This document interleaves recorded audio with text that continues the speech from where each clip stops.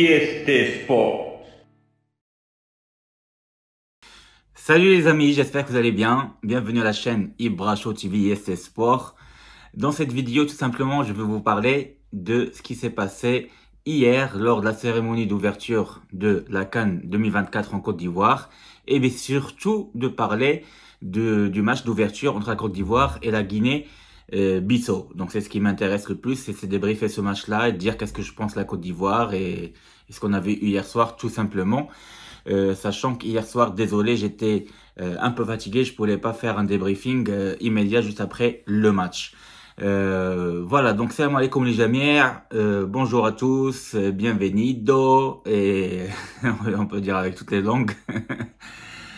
Voilà, donc franchement, ce que j'ai pensé hier de la cérémonie d'ouverture de la CAN, de la Coupe d'Afrique des Nations en Côte d'Ivoire, c'était pas mal du tout. Je peux noter un 7 sur 10 par rapport à cette cérémonie d'ouverture qui était pas mal, qui était bien.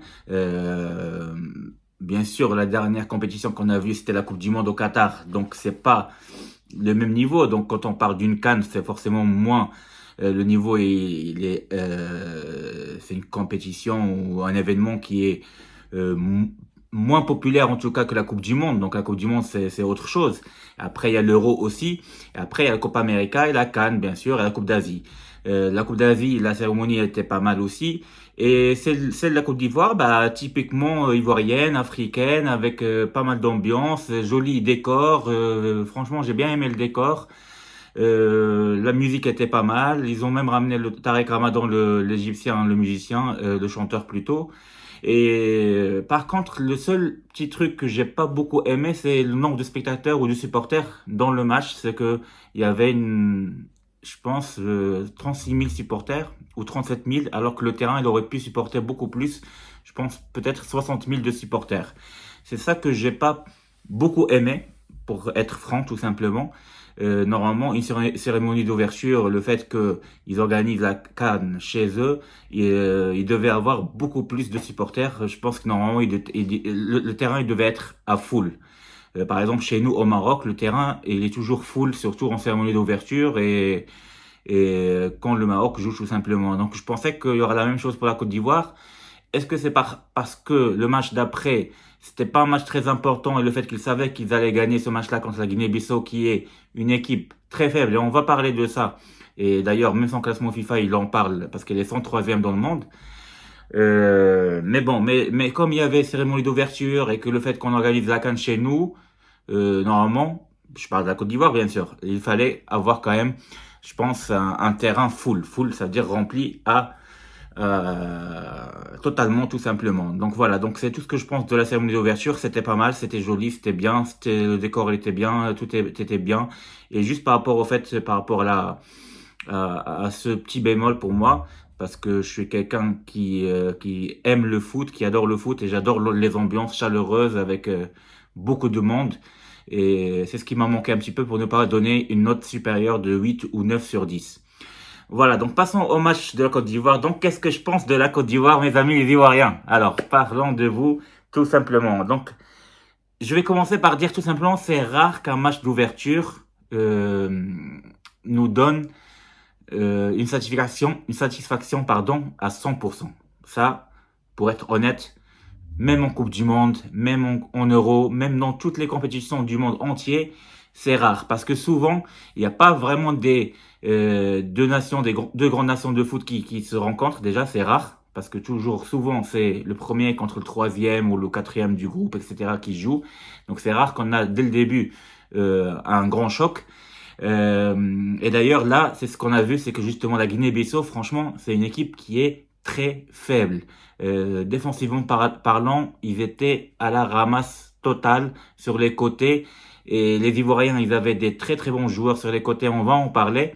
Et franchement, les Ivoiriens, s'ils avaient bien joué mieux que ça hier, ils auraient pu gagner facilement 3-4-0, voire même 5-0, pour moi, franchement, ou 5-1. Allez, au moins un petit but pour les Guinéens Bissau, malgré que c'est une équipe faible, mais ils ont essayé quand même de tenter de faire des choses, sachant que la Côte d'Ivoire qui a quelques souffrances en défense aussi. C'est par rapport à ça. Donc moi, je pense que c'était un match plus ou moins comme amical. Et c'était pas, je suis pas rentré dans la compétition tout de suite. J'ai pas senti la compétition à part le décor, les médias, tout ça, le public et tout ça. Mais j'ai l'impression que la Côte d'Ivoire, elle savait qu'elle allait gagner. Et le fait qu'elle a marqué un but très tôt dans le match, justement, parce que les Guinéens, ils avaient peur et ils faisaient n'importe quoi avec des passes incorrectes.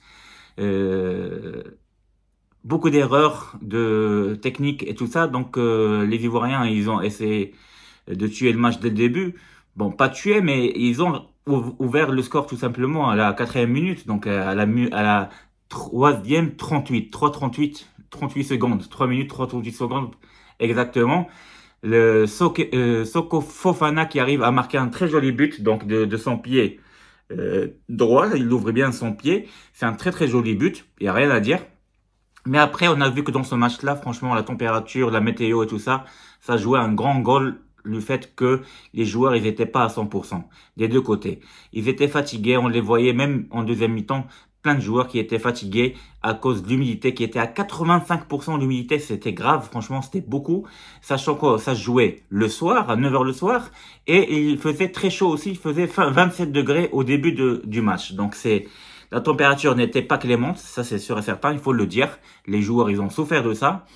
Mais après, maintenant, est-ce qu'on peut les pardonner par rapport à ce qu'on a vu, les combinaisons techniques, aux erreurs techniques surtout, dans les combinaisons et tout ça? Moi, je pense qu'on peut les pardonner, mais c'était pas un match de fou, tout simplement, entre deux nations de football qui jouent très très bien au foot. La Côte d'Ivoire, certes, elle joue bien au foot, mais la Guinée-Bissau, non. Et même la Côte d'Ivoire hier, elle a souffert. Elle a beaucoup souffert en défense, surtout. Tous les défenseurs ils étaient, j'ai l'impression, très moyens côté ivoirien, avec beaucoup d'erreurs, à part Domo, je pense qu'il s'appelle comme ça, Domnou ou Domo, qui était pas mal en défense ivoirienne.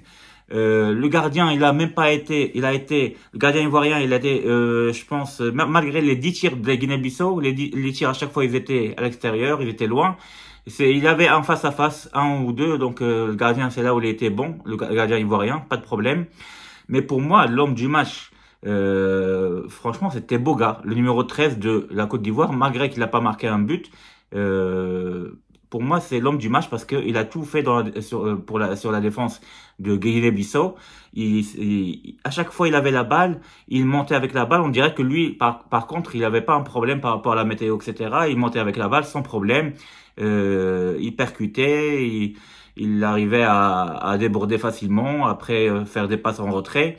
Après, franchement, l'attaque ivoirienne, elle était un peu mauvaise. S'ils étaient moins perso, surtout le numéro 11 qui a marqué le deuxième but, justement, Crassier, si je me rappelle bien, Crasso, il aurait pu, franchement, en première période, déjà, délivrer une passe à Kessié, par exemple, pour marquer un deuxième but. Seko Fofana, pour moi, c'est l'homme du match aussi, ou le deuxième homme du match après le numéro 13. Donc,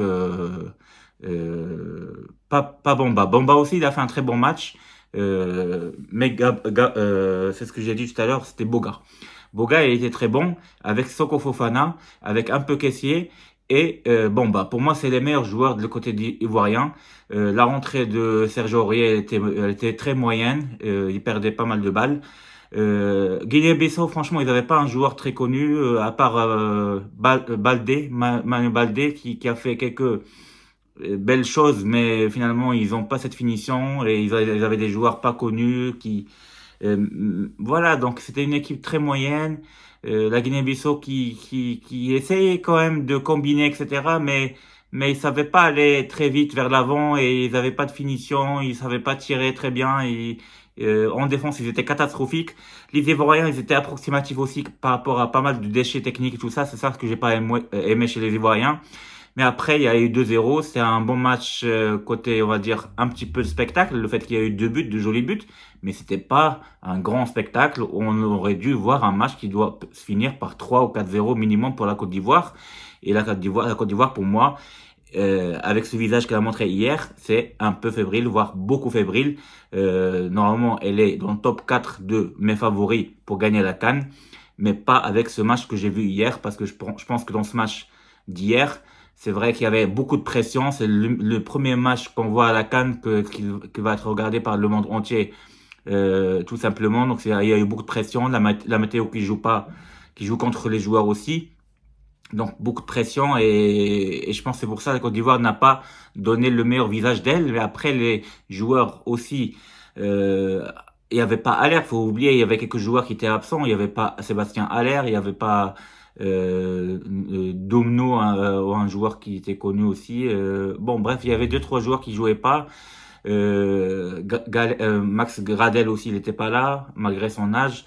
Moi je pense que c'est un match bien, ils ont gagné les 3 points. Maintenant, peut-être c'est un peu à oublier et à passer au rythme supérieur, surtout qu'ils ont un match beaucoup plus difficile après contre le Nigeria. Voilà, donc c'est tout ce que je pense de ce match-là d'hier. Aujourd'hui, il y aura des très bons matchs, donc pas grandiose, mais déjà le match entre le Nigeria et la Guinée équatoriale dans le groupe B, dans ce groupe A, pardon, il est pas mal, il sera pas mal, je pense, à 15 heures. Alors que l'Égypte-Mozambique, je pense que ça va être un match moyen, parce que je pense que l'Égypte va gagner sans problème. Et après, ce soir, il y aura le Ghana contre Cap-Vert, qui sera un match qui est pas mal aussi. Mais le meilleur match d'aujourd'hui, je pense, ce sera entre le Nigeria et la Guinée équatoriale, parce que la Guinée équatoriale n'est pas si facile que ça, tout simplement. Sachant qu'on aura un classico ce soir-là entre le Real Madrid et le Barça pour la Super Coupe d'Espagne. On sait très bien en demi-finale, le Real Madrid a battu l'Atlético 5-3, un match franchement spectaculaire. Et le Barcelone a battu Osasuna 2-0. Donc là, on aura un classico très joli à voir. On va voir qui va gagner, Madrid, Barça, Barça-Madrid. J'ai pas envie de pronostiquer parce que tout peut se passer dans ce match-là, tout simplement. Et donc, je vous dis à ce soir pour débriefer la journée, tout simplement, de la CAN, pour parler de l'Égypte, du Ghana, du Nigeria, etc. Voilà. Et juste une petite remarque par rapport à ce que je mets comme question en communauté. Donc, je vois qu'il y a plusieurs qui répondent, etc. Donc, quand je dis, par exemple, selon vous, qui peut gagner ce match-là, etc., n'hésitez pas à mettre le pronostic. J'ai oublié, c'est vrai, de le mettre, de le poser comme question. Mais mettez vos pronostics parce qu'à la fin de la Coupe d'Afrique, dans un mois, je vais voir celui ou celle qui va donner les meilleurs pronostics, donc le nombre de pronostics qui sont exacts, et le gagnant, le premier, sera vainqueur. Et je vais lui donner tout simplement un cadeau d'une estimation de peut-être 20 ou 30 ou 50 euros. Normalement, ça doit être pour acheter un maillot tout simplement de l'équipe nationale qu'il aime, qu'il adore suivre tout simplement. Donc n'hésitez pas à donner vos pronostics quand je vous pose les questions par rapport à chaque match qui est le favori dans ma communauté. Et bien sûr, continuez à me suivre dans la communauté et pour voir mes vidéos aussi. Voilà, donc je vous dis à très bientôt les amis, merci de m'avoir suivi encore une fois et je vous dis à ce soir, au revoir, ciao ciao.